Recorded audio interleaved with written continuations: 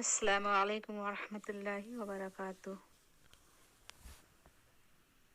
ایک سیکنڈ میں نیت۔ کل میری ساس نے اپنی بڑی بیٹی سے چائے مانگی۔ میں کچن میں ہی موجود تھی، سو میں نے بغیر ان کے کہے چائے چولہے پر چڑھا دی، اور ساتھ ہی میں نے سوچنا شروع کر دیا کہ اگر میں بغیر ان کے کہے انہیں چائے پیش کروں گی تو ان کے اندر میرا احساس، میرا درد پیدا ہوگا کہ یہ کیسی تابعدار ہے، وغیرہ وغیرہ۔ لیکن پتہ نہیں کیوں فوراً سے میں نے اپنی سوچوں کو جھٹک دیا اور اپنا خیال اپنی والدہ کی طرف لے گئی کہ اگر انہوں نے چائے مانگی ہوتی تو کیا میں یہی سوچتی؟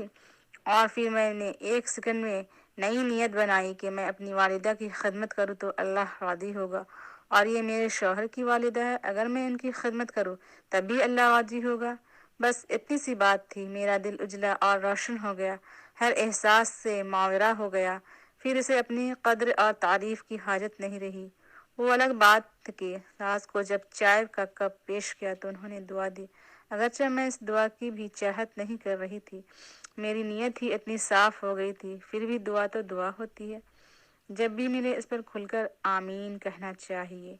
میں نے کل جانا کہ ہم اپنی نیت بدلنے پر آئے تو لمحہ لگائے اور اندر باہر سے ستھرے ہو جائے۔